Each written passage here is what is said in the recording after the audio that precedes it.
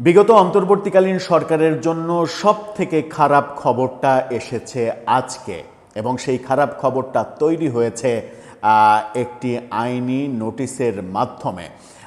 সেই খারাপ খবরটা কি? খারাপ খবরটা হচ্ছে অন্তর্বর্তী সরকারের প্রধান উপদেষ্টা সহ সকল উপদেষ্টা এবং তাদের meticulous press secretary Shafiqul Alam সহ সকলের দেশ ত্যাগে নিষেধাজ্ঞা জারি করার জন্য আইনি নোটিশ দেয়া হয়েছে।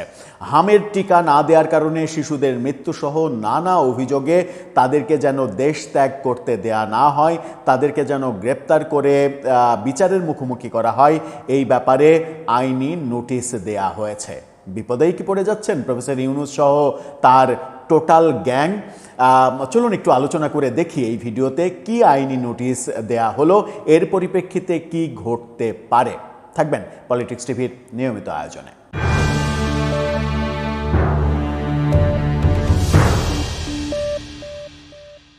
দর্শক, বলছিলাম প্রফেসর ইউনূস সহ সব উপদেষ্টাদের দেশ ত্যাগে নিষেধাজ্ঞার আইনি নোটিশের কথা। তার আগে একটি মানবিক কথা বলতে চাই। ফুড ফর অল, সবার জন্য খাদ্য, এই স্লোগান নিয়ে কয়েকজন তরুণ অসহায় দুস্থ ক্ষুধার্ত মানুষের পাশে রান্না করা খাবার নিয়ে দাঁড়াতে চাইছে। তাদের এই মানবিক উদ্যোগটাকে সমর্থন করতে হলে ডেসক্রিপশন বক্সে দেয়া লিঙ্কে গিয়ে চ্যানেলটা সাবস্ক্রাইব করে তাদেরকে অনুপ্রাণিত করবেন যেন এই মানবিক বার্তাটা পৌঁছে যেতে পারে 18 কোটি বাঙালির কাছে। চলে যাচ্ছি মূল আলোচনায়। বলছিলাম প্রফেসর ইউনূস মেটিকুলাস সরকারের প্রধান, তিনি সহ তার উপদেষ্টাদের এবং তার সব থেকে বিশ্বস্ত ভ্যানগার্ড এবং যিনি অযথাই প্রফেসর ইউনূসের নানা ধরনের চাটুকারিতা করে গেছেন, মিথ্যা নানা ধরনের তথ্য দিয়ে মানুষকে এক ধরনের স্বপ্নের জগতে রেখেছেন, সেই শফিকুল আলম সহ 24 জনের বিরুদ্ধে দেশ ত্যাগের নিষেধাজ্ঞা চেয়ে আইনি নোটিশ দেয়া হয়েছে এবং সেই নোটিশটা দেয়া হয়েছে সরকারকে। যদি এই আইনি নোটিশ না মানা হয় তাহলে কি অবস্থা হবে চলুন একটু জেনে দেখি। ইন্ডিপেন্ডেন্ট টেলিভিশনের এই শিরোনামটা দেখে নিন। সেখানে বলা হচ্ছে যে ডক্টর ইউনূস সহ 24 উপদেষ্টার দেশ ত্যাগের নিষেধাজ্ঞা চেয়ে আইনি নোটিশ। এই তথ্যে বলা হচ্ছে যে হামের টিকা নিয়ে অশুভ কর্মকাণ্ডে জড়িত থাকার অভিযোগে সাবেক প্রধান উপদেষ্টা ডক্টর মোহাম্মদ ইউনূস সহ অন্তর্বর্তী সরকারের 24 উপদেষ্টার বিরুদ্ধে তদন্ত ও তাদের দেশ ত্যাগের নিষেধাজ্ঞা চেয়ে আইনি নোটিশ দেওয়া হয়েছে। সুপ্রিম কোর্টের আইনজীবী ব্যারিস্টার এম আশরাফুল ইসলাম এই আইনি নোটিশ দিয়েছেন। এতে অভিযোগ করা হয়েছে হামে শতাধিক শিশুর মৃত্যু হয়েছে এবং অগণিত শিশু সাধারণ নাগরিক হাসপাতালে আছে। হামের মতো টিকাকরণের ব্যবস্থাকে রাষ্ট্রীয় ব্যবস্থা থেকে বেসরকারি খাতে দেওয়ার অশুভ ও অপরাধমূলক কর্মকাণ্ডের সঙ্গে জড়িত থাকার অভিযোগে এ বিষয়ে তদন্ত কমিটি গঠন করে তদন্তের দাবি জানানো হয়েছে এই নোটিশে।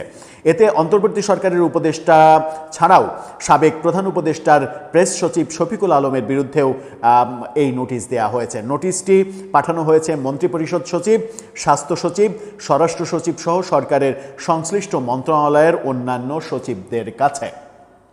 এই যে দেশ ত্যাগে নিষেধাজ্ঞা জারি করার আইনি নোটিশ দেয়া হচ্ছে, যদি এই নোটিশ সরকার না মানে তাহলে কি হবে? তাহলে কি আদালতে মামলা করে দেয়া হবে? এবং আদালতে যদি মামলা করা হয় তাহলে কি তাদেরকে দেশ ত্যাগে নিষেধাজ্ঞা জারি করা হবে?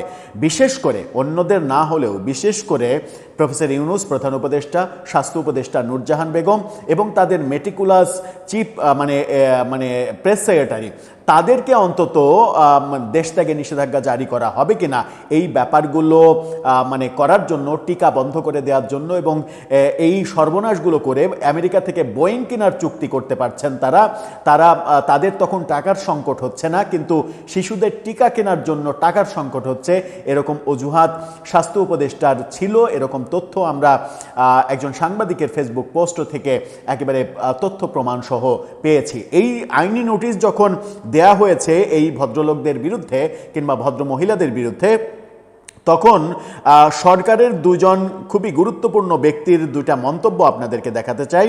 স্বাস্থ্যমন্ত্রী তিনি বলছেন, ডিবিসি নিউজের এই শিরোনামটা দেখে নিন, সেখানে তিনি বলছেন অন্তর্বর্তী সরকার টিকা দেওয়া বন্ধ করায় হামের এই বজ্রাঘাত। অর্থাৎ অন্তর্বর্তী সরকার টিকা দেওয়া বন্ধ করেছিল, সেই কারণে হামের এই মহামারী আকার ধারণ করা, এটা স্বাস্থ্যমন্ত্রী নিজে স্বীকার করছেন এবং অভিযোগ করছেন। স্বরাষ্ট্রমন্ত্রী কি বলছেন? স্বরাষ্ট্রমন্ত্রী বলছেন, আরটিভির এই ফটোকার্ডটা দেখে নিন, তিনি বলছেন হাম রুবেলা প্রতিরোধে অন্তর্বর্তী সরকার অমনোযোগী ছিল। তিনি একটু সফটলি বলছেন যে অমনোযোগী ছিল, এবং স্বাস্থ্যমন্ত্রী বলছেন যে এই বজ্রাঘাতটা হয়েছে অন্তর্বর্তীকালীন সরকারের কারণে। অর্থাৎ সরকারের দায়িত্বশীলরাও যখন বলছেন যে হামের আজকে যে মহামারী অবস্থা তৈরি হচ্ছে সেটার জন্য অন্তর্বর্তী সরকার অর্থাৎ প্রফেসর ইউনূস এবং তার স্বাস্থ্য উপদেষ্টা, তার উপদেষ্টা মণ্ডলী তারা দায়ী, সেই ক্ষেত্রে সেরকম একটা পরিস্থিতিতে তাদেরকে যখন একজন সুপ্রিম কোর্টের আইনজীবী আইনি নোটিশ দিল, সেই নোটিশটাকে তারা আমলে নেবে, আমলে নিয়ে প্রফেসর ইউনূস এবং তার স্বাস্থ্য উপদেষ্টা কিংবা প্রেস সেক্রেটারিদের জবাবদিহির আওতায় আনবে? তাদেরকে কি গ্রেপ্তার করা হবে, কিংবা গ্রেপ্তার না করলেও অন্তত দেশ থেকে নিষেধাজ্ঞা জারি করে এই ব্যাপারে তদন্ত করা হবে, তদন্ত করে প্রকৃত সত্য উদ্ঘাটন করে জনগণকে জানানো হবে?